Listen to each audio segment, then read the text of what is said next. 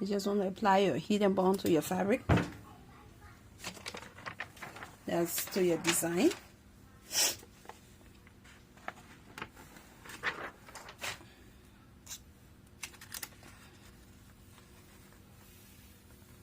And that's why you want to use something like this, because your design is gonna bleed once you're doing this. So you always want to have paper on top or something. So my heat and bond is applied. I'm just gonna let it get cold.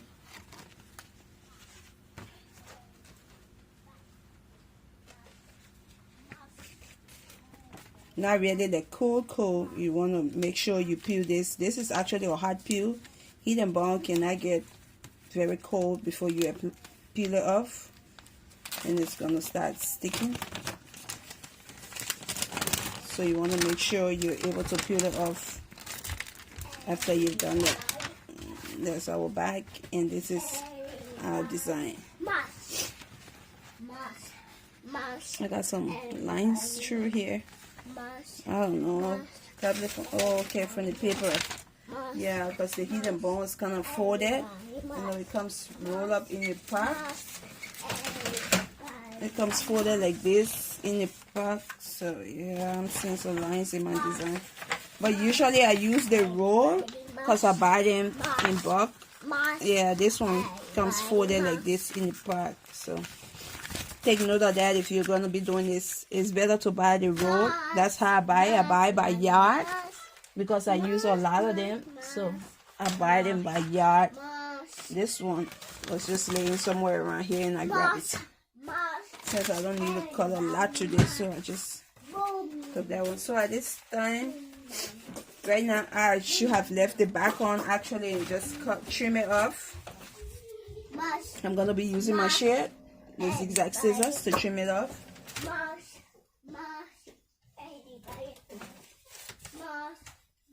We're going to be applying it to this t-shirt, 100% cotton. As you can see, it's a 100% cotton t-shirt. I don't remember where I bought this from, but it's Gildan Anvil. It's a Gildan brand. I think they call it Anvil, A-N-V-I-L.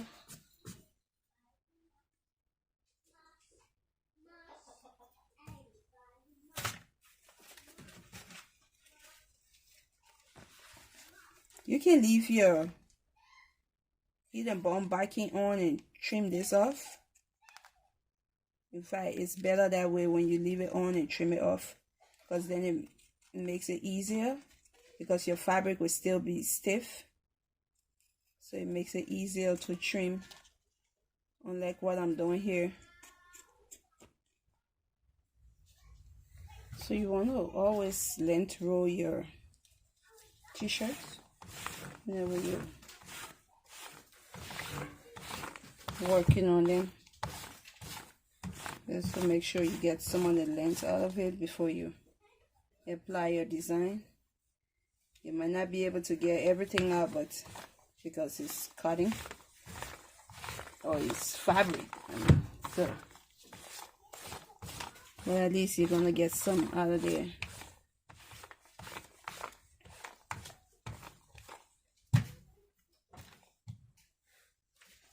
So now this is what I do. I just take my design and kind of just fold it, find the center.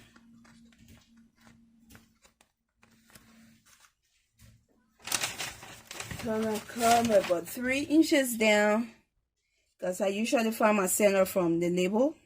I follow my label and get my center and just eyeball my center. So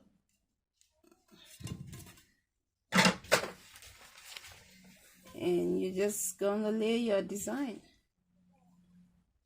Let me take it up a little bit. All right.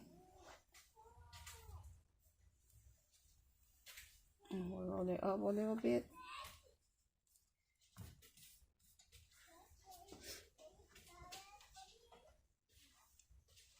And then you're gonna cover it up.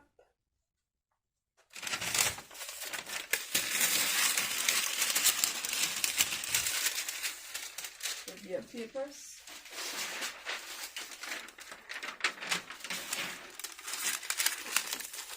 You put your Teflon sheet first if you're using a Teflon sheet. I'm just using a baking sheet, but you can buy a Teflon sheet, but they all serve the same purpose. And then I'm going to add my crafting paper on top. I just put this there if you wonder why I blade a ruler just to hold my baking sheet in place, because the heat kind of makes it to roll in, to curl up. So I just use that to keep it straight until I add this weight over it. Okay. So we're just going to heat it up now for a couple of seconds.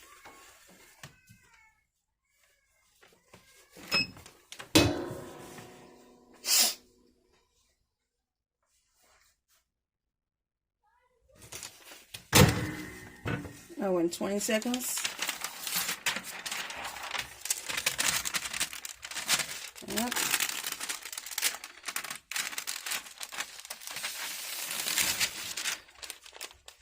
And there we are. You might just want to go over your edges, just kind of flatten your edges a little bit, because you know it's glue on there. So the adhesive, when you're lifting up your Teflon paper or baking sheet, whichever one you're using, it's gonna kind of come out a little bit since it's hard.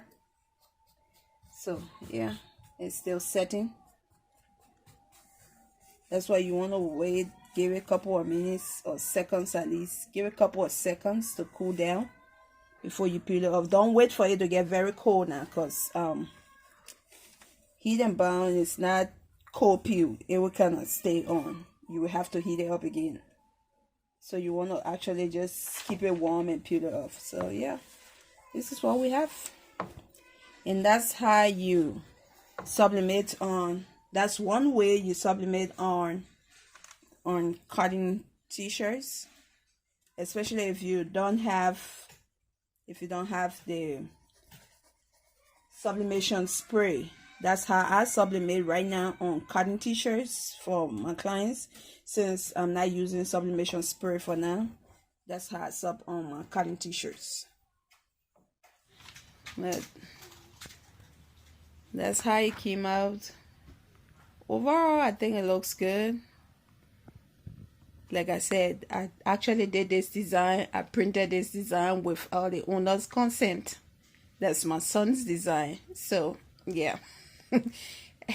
I don't know if I'm in trouble, but yeah, I thought to just try it, because he just did his designs and he just got them packing. He wouldn't do anything with them, so I thought to just take one and try it out, since I was looking for design to do sublimation.